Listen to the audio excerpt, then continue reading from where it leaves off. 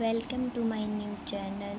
Hello guys, कैसे हो आप सब लोग। मैं आपको आज एक इम्पोर्टेंट टॉपिक जो हर परीक्षाओं के लिए बहुत ज़्यादा इम्पोर्टेंट होता है, मैं आपको आज आम पढ़ाने वाली हूँ। आम सभी परीक्षाओं के लिए इम्पोर्टेंट टॉपिक है, इससे क्वेश्चन पूछे भी जाते हैं, सभी एग्ज़ामों में लगभग आता है।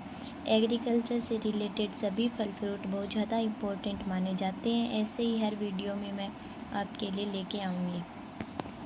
आज स्टार्ट करते हैं आज का टॉपिक मैंगो। मैंगो के अनेक उपनाम होते हैं। इसे ग्रीक का सेव भी कहते हैं, किंग ऑफ फ्रूट भी कहते हैं, बारहूम फल भी कहते हैं, अन्य और भी नामें होते हैं, पर ये तीन ज़्यादा इम्पोर्टेंट माने जाते हैं।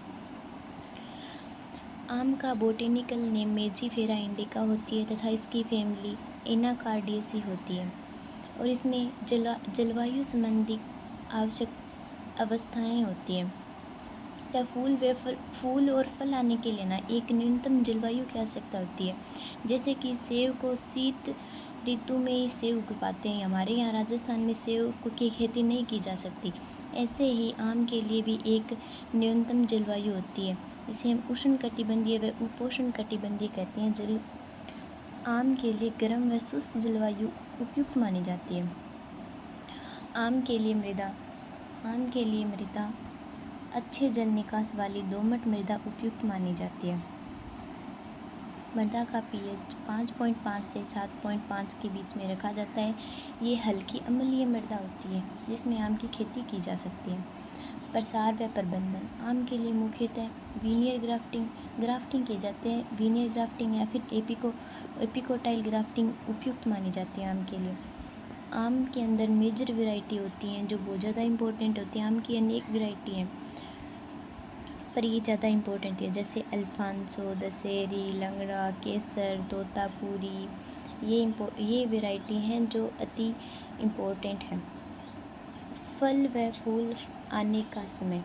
आम के अंदर फल व फूल आने के लिए एक न्यूनतम समय होता है। जनवरी और मार्च में तो फूल आते हैं और मई और जुलाई में फल पकने लग जाते हैं और फिर मार्केट में आ जाते हैं। आम के अंदर अनेक रोग होते हैं पर कुछ इम्पोर्टेंट रोग होते हैं, जैसे कि पाउडरी मिल्ड्यू, बैक्टीरियल कैंकर। आम के पौधे को भट्टे के पास उगाना उचित नहीं समझा जाता, क्योंकि भट्टे के पास में जो काला धुआं निकलता है वो फलों पे काले धब्बे बना देता है, इसलिए उसे काला धब्बा रोग ऑक्सीजन की कमी होती है वहाँ, जब ऑक्सीजन की कमी से काला धब्बा रोग माना जाता है। इसमें कीट। आम का टिड्डा, फल मक्खी, मिलीबग होते हैं। आम को भंडारण करने के लिए 13 से 14 डिग्री सेल्सियस ताप को उपयुक्त मानते हैं।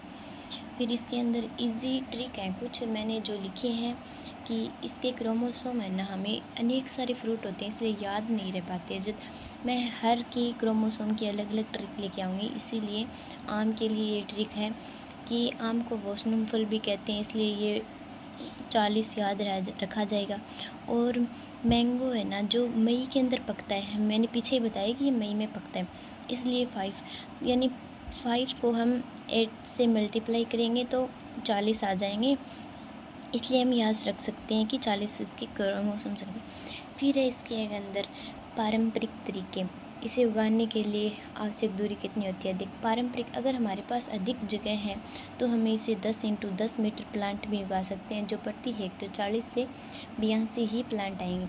अगर थोड़ी कम जगह है, जैसे कि हम शहर के पास उगा रहे हैं, वहाँ हमारे पास थोड़ी कम जगह है पर ठीक है, जिसे 5 × 5 या फिर 5 × 3 भी उगा सकते हैं। अति सघन, जैसे कि हम आम की खेती शहर के बीच में कर रहे हैं, इसलिए हमारे पास बहुत कम जगह है और फ्रूट भी बहुत ज़्यादा चाहिए, इसलिए हम अति सघन में 2.5 दूरी रखी जाती है एक पौधे से दूसरे पौधे के बीच के लिए। आम्रपाली है जो बोनी होती है और ये मुख्य किस्म है जो अति सघन बागवानी के लिए इम्पोर्टेंट मानी जाती है। Thank you guys.